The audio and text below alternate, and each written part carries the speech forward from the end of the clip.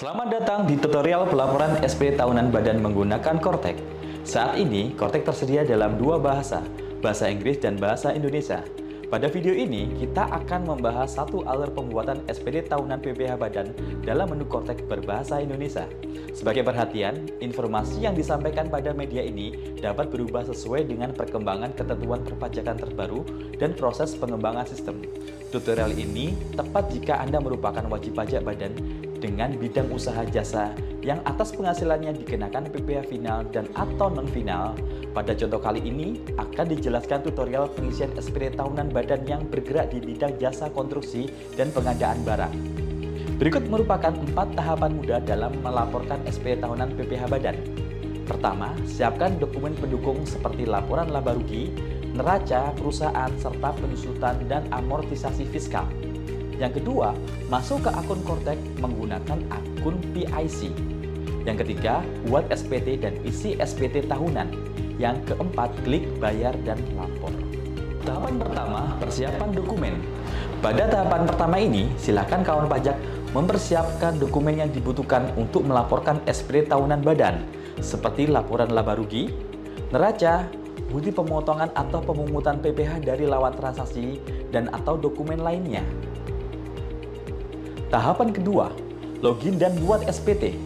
Untuk login ke aplikasi Kortek, silakan kawan pajak kunjungi laman kortekdjp.pajak.go.id. Kemudian isikan NPWP 16 digit orang pribadi yang merupakan penanggung jawab atau wakil atau kuasa wajib pajak yang telah ditunjuk dari perusahaan Anda. Lanjutkan dengan menuliskan kata sandi dan kode keamanan, lalu klik login. Setelah berhasil login, silakan klik kolom ikhtisar akun wajib pajak dan klik menu drop-down untuk melakukan impersonate ke akun wajib pajak badan. Apabila sudah muncul informasi ini di bagian atas, maka berarti proses impersonate ke akun wajib pajak badan telah berhasil. Dan saat ini kawan pajak telah berperan sebagai wajib pajak badan yang diwakili. Tahapan ketiga, pengisian formulir Induk SPT. Klik surat pemberitahuan, lalu klik submenu surat pemberitahuan.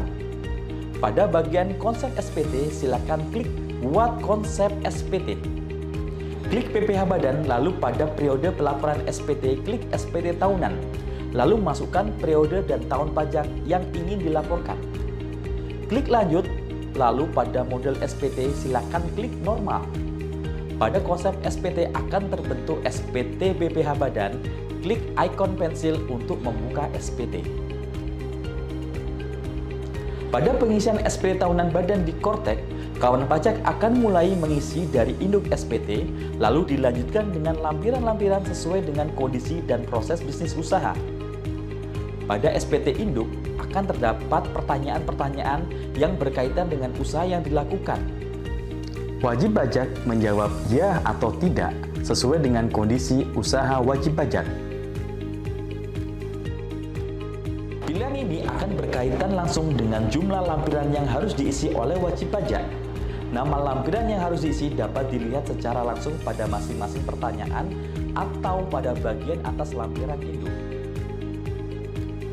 Pada awal pengisian, silakan kawan pajak klik metode pembukuan yang digunakan. Pada sektor usaha, silakan memilih jasa dan klik apakah laporan keuangan usaha kawan pajak diaudit atau tidak oleh akuntan publik. Jika ya, maka silakan isikan opini auditor dan NPWP 16 digit dari kantor akuntan publik tersebut. Sistem secara otomatis akan menampilkan nama dari kantor akuntan publik yang terdaftar. Jika tidak, maka silakan lanjutkan pengisian ke bagian berikutnya.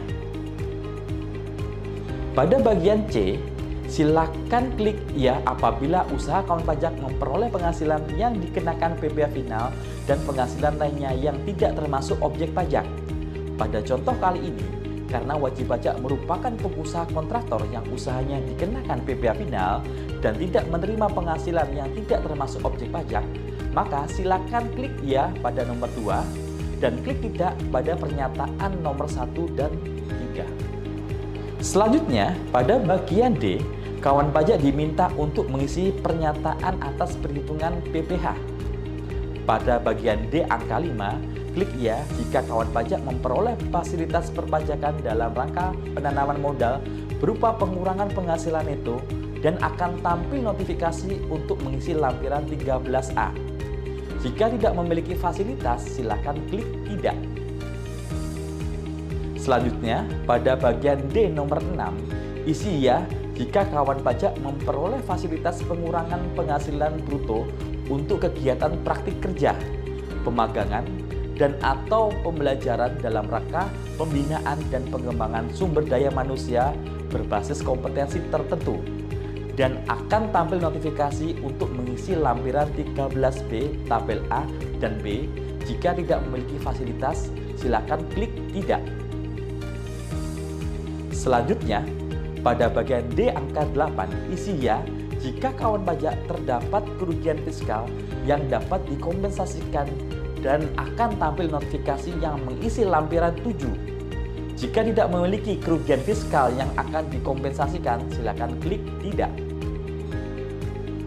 Selanjutnya, pada bagian D angka 10, isi ya jika kawan pajak memperoleh fasilitas pengurangan penghasilan bruto untuk kegiatan penelitian dan pengembangan.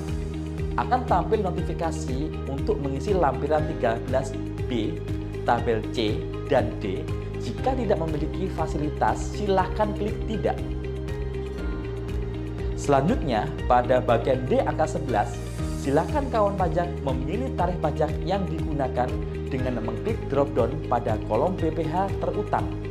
Jika kawan pajak memiliki penghasilan di atas 50 miliar setahun, silakan pilih tarif ketentuan umum pasal 17 ayat 1 huruf B Undang-Undang PPh.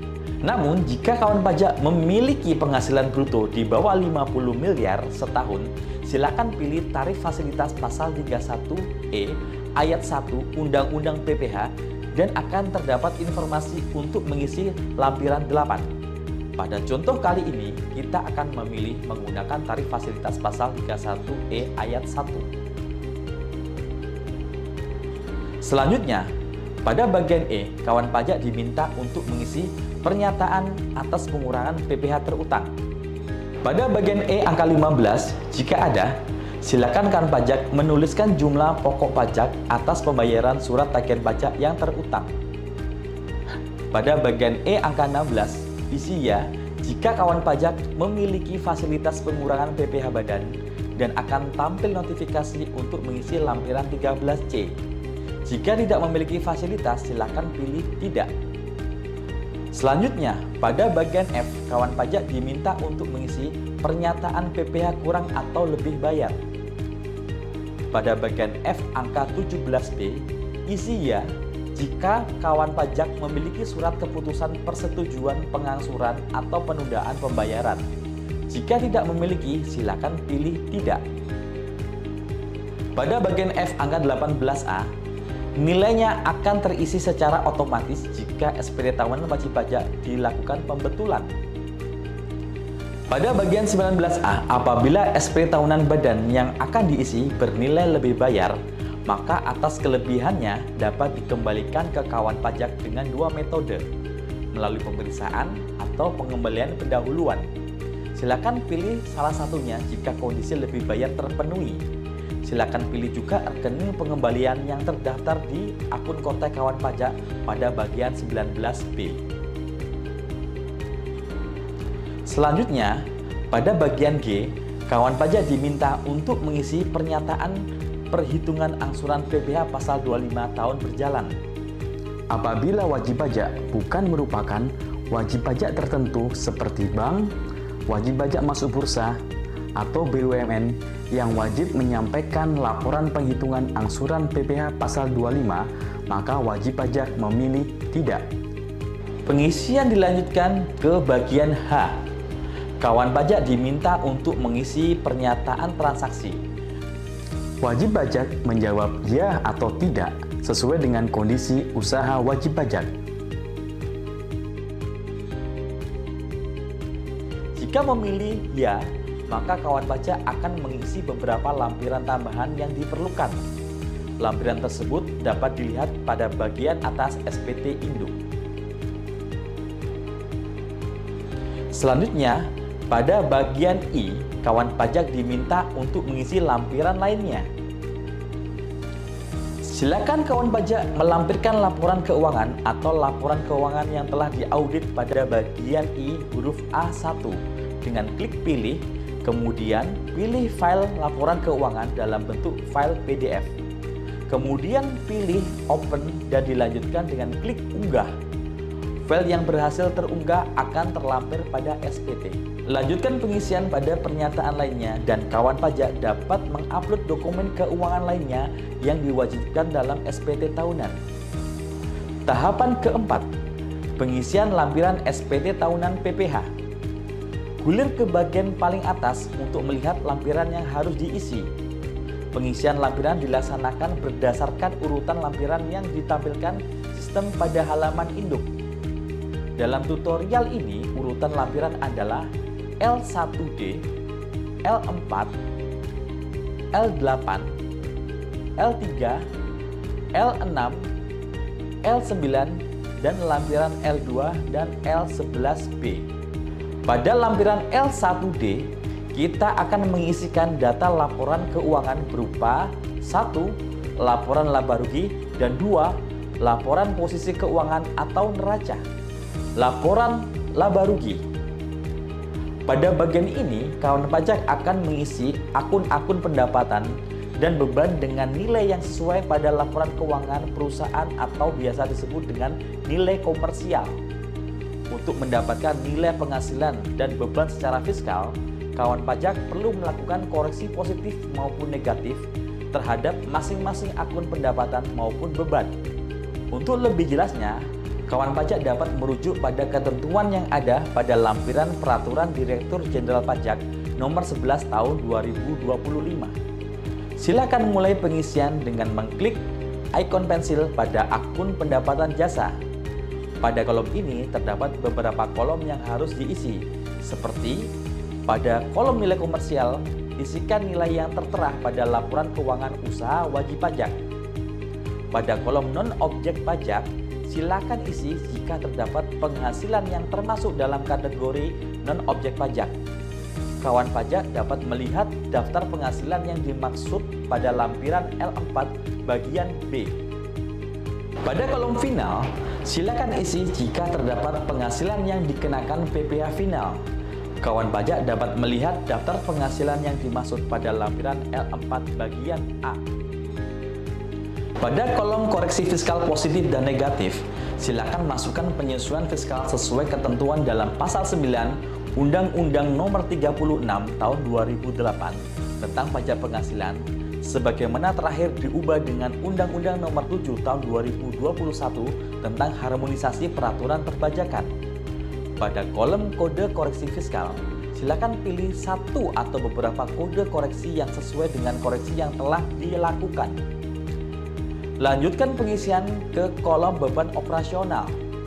Klik ikon pensil untuk menambahkan data. Pada bagian nilai komersial, silakan isikan nilai komersial beban sesuai dengan laporan keuangan kawan pajak.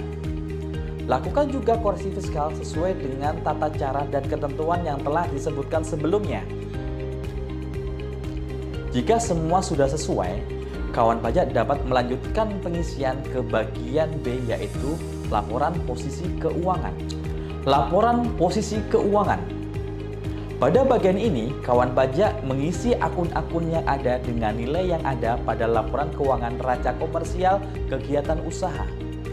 Apabila akun neraca yang ada pada Kortek tidak ada pada laporan keuangan kegiatan usaha, maka kawan pajak cukup mengisi akun tersebut dengan angka 0. Namun, apabila akun neraca yang ada pada laporan milik kawan pajak tidak ada pada Kortek, maka silakan isikan nilai tersebut pada akun sejenis atau akun lainnya. Pada lampiran L4, isikan data penghasilan yang dikenakan PPh final dan penghasilan yang bukan objek pajak.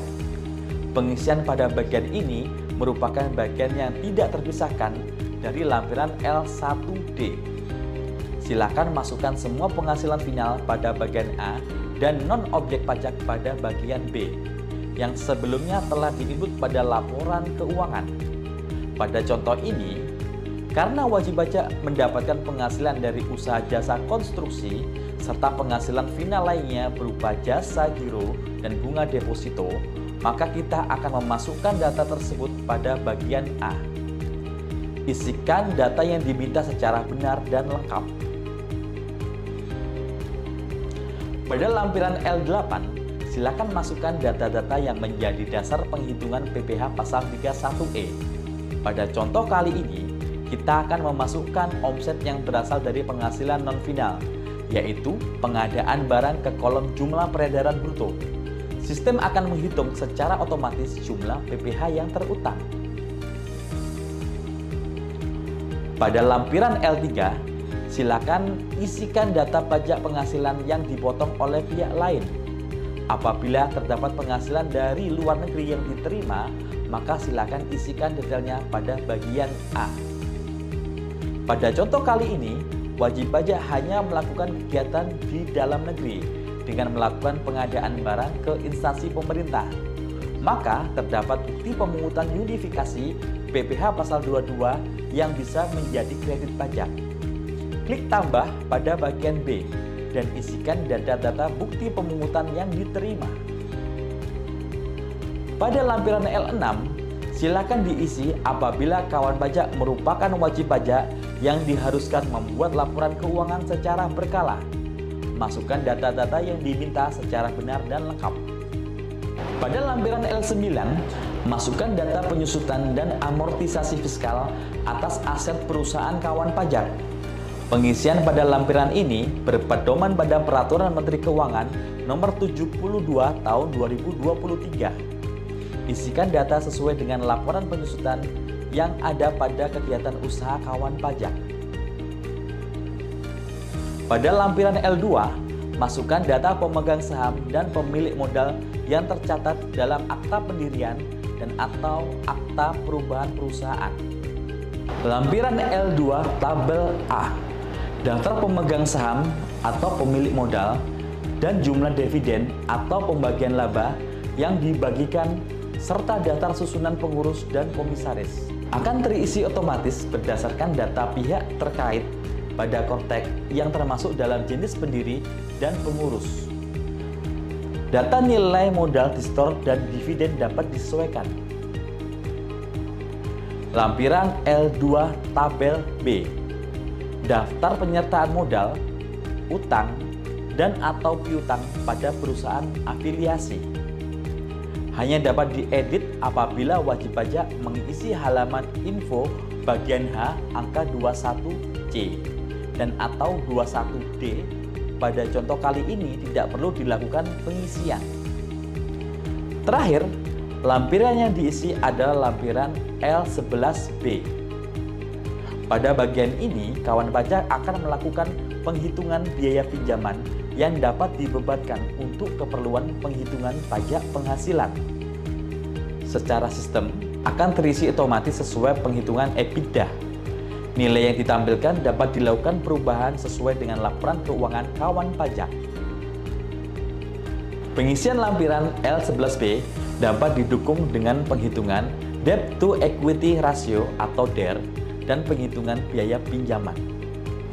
Jika semua lampiran telah diisi, silakan kembali ke lampiran induk. Pada bagian F17C akan terlihat nilai dari PPh terutang yang masih harus dibayar.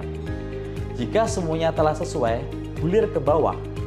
Pada bagian IA1, silakan unggah laporan keuangan yang telah disiapkan sebelumnya dalam bentuk PDF.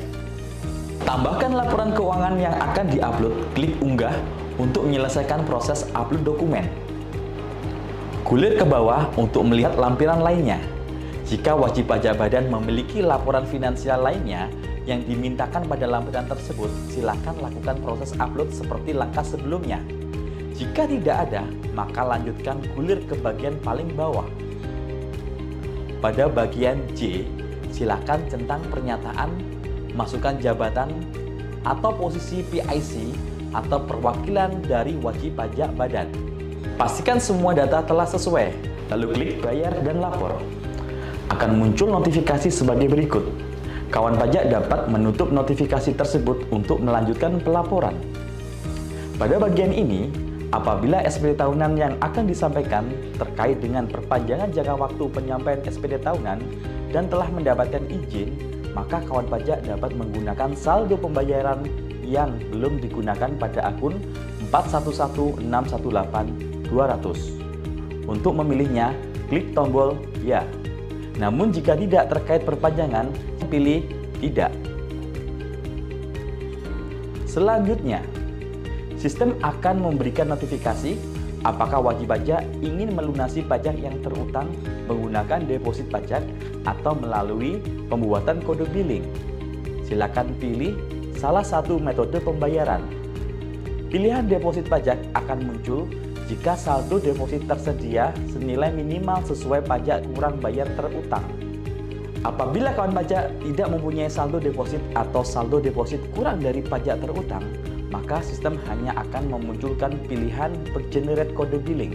Kemudian, tanda tangani SPT kawan pajak dengan memilih penyedia tanda tangan dan masukkan passphrase kawan pajak. Lalu klik konfirmasi tanda tangan. Apabila kawan pajak melakukan pembayaran menggunakan deposit, SPT akan otomatis terlapor. Apabila kawan pajak melakukan pembayaran dengan kode billing, status SPT menjadi menunggu pembayaran. Silakan lakukan pembayaran dan setelah dilunasi, status SPT akan otomatis berubah menjadi dilaporkan.